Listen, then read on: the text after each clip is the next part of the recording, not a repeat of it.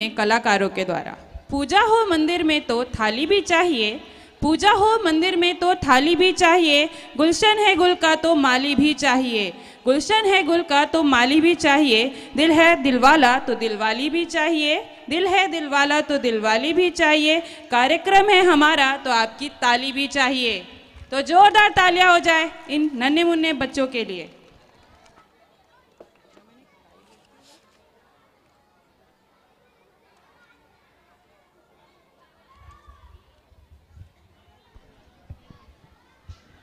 जो दिल का खूबसूरत हो, जो दिल का खूबसूरत हो, खुदा ने ऐसे लोग कम बनाए हैं, खुदा ने ऐसे लोग कम बनाए हैं, जिन्हें ऐसा बनाया है, जिन्हें ऐसा बनाया है, आज वो हमारी महफिल में आए हैं, आज वो हमारी महफिल में आए हैं। आप आए तो बहारों ने लुटाई खुशबू, आप आए तो बहारों ने लुटाई खुशबू, फूल तो फूल थे, फूल तो फूल थे, कांटों से भी आई खुशबू, कांटों से भी आई Khushboo. Now it's time for some enlightened talk. May I have the pleasure to invite our chief guest, Professor Dr. Jatin Mede sir, to enlighten us by your deep learning knowledge and with your valuable words.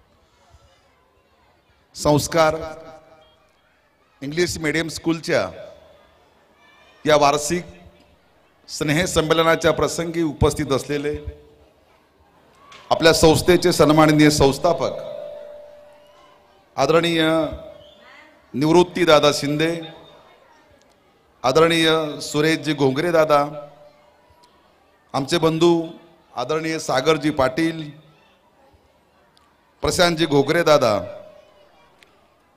वरणगावच्या bank of बडोदाचे सन्माननीय व्यवस्थापक Yogeshji निघोटे sir, सोबतच या कार्यक्रमात प्रमुख पाहुणे म्हणून उपस्थित झालेले भुसावळ शहर आणि परिसरातील प्रसिद्ध डॉक्टर्स डॉक्टर राजेश माणवतकर आणि सौभाग्यवती डॉक्टर मधु माणवतकर, सौभाग्यवती ममता सागर पाटील जी, सौभाग्यवती श्रद्धा प्रशांत घोगरे जी, या शाळेच्या प्रिन्सिपल मॅडम सौ प्रतीक्षा बोंडे मॅडम जी आणि सन्माननीय संस्था चालकांचा निमंत्रणाचा निरोप ज्यांनी आमच्यापर्यंत पोहोचवला त्या शाळेच्या शिक्षिका उज्ज्वला मीच जी आणि माझ्यासमोर उपस्थित असलेले सर्व विद्यार्थी, पालक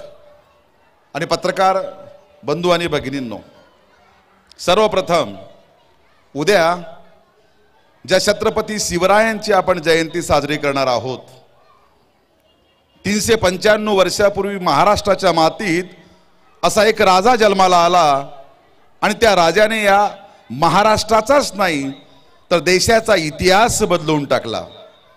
ते तुम्हा आम्हा सर्वांचे या हिंदवी स्वराज्याचं दैवत, आमचे वैचारिक मार्गदर्शक वंदनीय छत्रपती शिवाजी महाराज यांच्या स्मृतींना या ठिकाणी मी त्रिवार वंदन करतो। मला अत्यंत आनंद होतोय प्रशांतजी आणि सागरजी, ऑर्डनन्स फॅक्टरी सारख्या एका आयुध निर्माण करणाऱ्या कारखान्यामधले आमची दोन भावंड, त्यांच्या डोक्यामध्ये हा विचार येतो आणि एक इंग्रजी माध्यमाची शाळा वरणगावच्या परिसरात सुरू करण्याची ते पावलं टाकतात आणि शाळेच्या नावापासूनच खऱ्या अर्थाने ही शाळा सुरू होते। शाळेचं नाव माझ्या पालक बंधू आणि भगिनींनो, आपल्या सगळ्यांची मुलं ज्या शाळेत शिकतात तसाच मी एका महाविद्यालयामध्ये MAच्या आणि BAच्या वर्गांना शिकवतो। त्यामुळे शाळा असावी शाळेसारखी, नकोत नुसत्या भिंती, तिथे असावा प्रेम जिव्हाळा नकोत नुसती नाती. तुमच्या पोटच्या गोळ्यांना विचारांचं ज्ञानाचं संस्कार करण्याचं माध्यम सर्वात मोठी शाळा असते. मला असं वाटतं एक आई जन्म देते आणि दुसरी आई ज्ञान देते. आणि म्हणून शाळेला आई म्हटलं गेलंय, शाळेला ज्ञान मंदिर म्हटलं गेलंय. अशा संस्काराच्या ज्ञान मंदिरामध्ये तुमची मुलं या ठिकाणी शिक्षण घेत आहेत.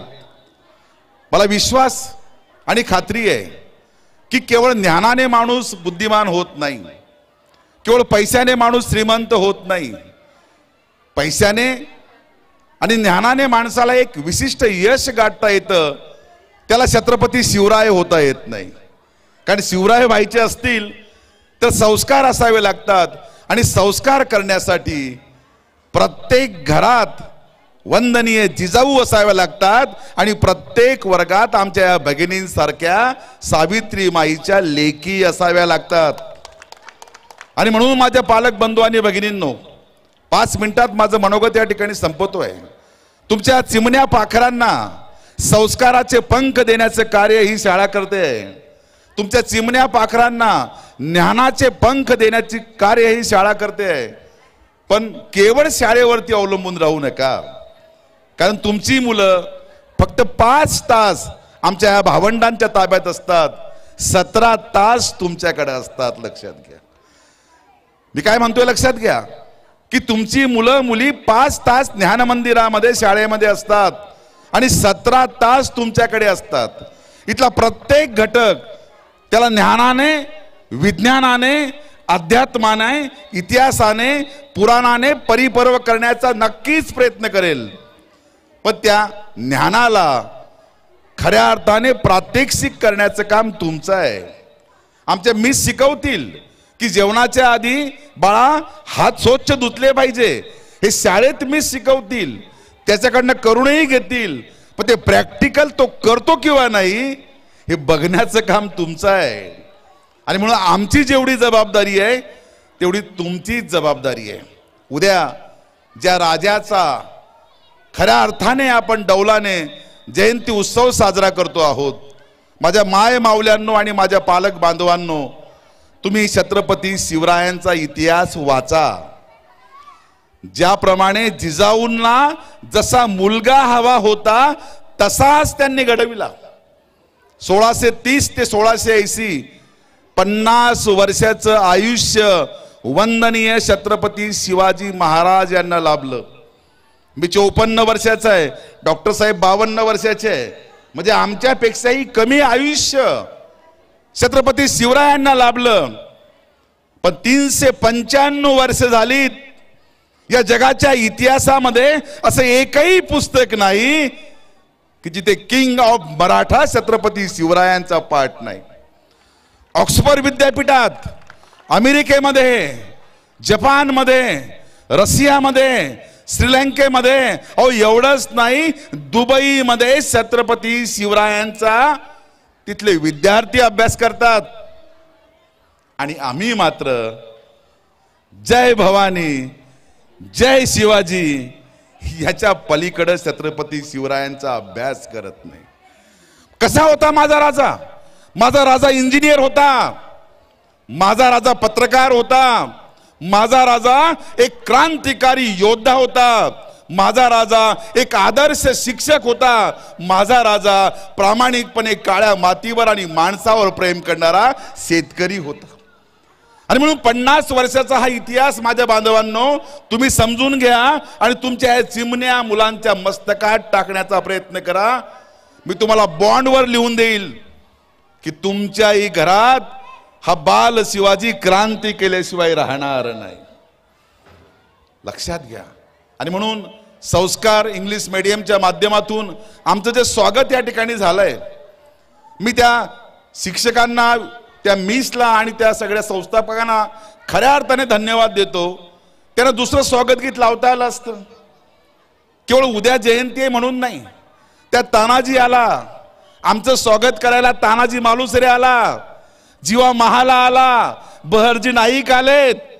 एवढंच नाही, छत्रपती शिवरायांना ज्यांनी मांडीवरती बसून ज्ञानाचे आणि संस्काराचे धडे दिले, त्या बाल भूमिकेमध्ये वंदनीय जिजाऊ माझ्या समोर आला. आणि म्हणून हा इतिहास ज्या मुला मुलींच्या मनावर लिहिला जातोय, ती मुलं आणि मुली त्यांच्या आयुष्यात सक्सेस माणूस झाल्याशिवाय राहणार नाही, लक्षात घ्या. आणि म्हणून पुन्हा जाता जाता एवढीच विनंती करेल की ज्ञानाचे विज्ञानाचे धडे शाळा मुला मुलींना शिकवेल. माझ्या ज्ञानेश्वरीला नीट समजून घ्या, माझ्या तुकोबाच्या गाथेला नीट समजून घ्या. मॅडम, तुकोबाची गाथा केवळ रामकृष्ण हरी म्हणण्यापुरती नाही. वृक्षवल्ली आम्हा सोयरे वनचरी. हो, 350 वर्षापूर्वी माझे तुकोबाराय सांगून जातात की माणसाला जगायचं असेल तर झाडं लावा, झाडं लावा. आज शाळा महाविद्यालय सरकार सांगतंय. 350 वर्षापूर्वी माझा तुकोबा सांगून जातो की जो कर्ज घेईल त्याने जर फेडलं नाही त्याला आत्महत्या करायची पाळी येईल. 350 वर्षापूर्वी कोणत्या शाळेत माझे संत तुकोबा गेले होते, कोणत्या शाळेत माझे ज्ञानदेव माऊली गेले होते? ती शाळा होती जीवनाची, ती शाळा होती अनुभवाची, ती शाळा होती समाजाची. आणि म्हणून या चिमण्या पाखरांना ज्ञानाचे पंख देण्यासाठी ही संस्कार शाळा समर्थ आहे.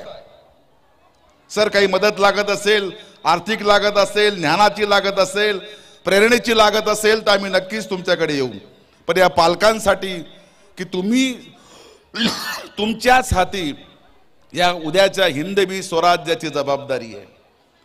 या लाडक्या मुलांनो, तुम्ही मला आधार, नव हिंदवी स्वराज्याचे तुम्हीच शिल्पकार. हे सगळ्या बाल कलावंतांना आम्हा सगळ्या पाहुण्यांच्या वतीनं, डॉक्टर मधु मानवतकर, राजेश मानवतकर, आमचे निगोटे साहेब, या सगळ्यांच्या वतीनं खूप खूप शुभेच्छा देतो की त्यांच्या वयामध्ये आम्हाला ताल समजत नव्हता, सूर समजत नव्हता. त्या ठिकाणी मॅडम, ही पिढी जी आहे ही डिजिटल इंडियाची पिढी आहे.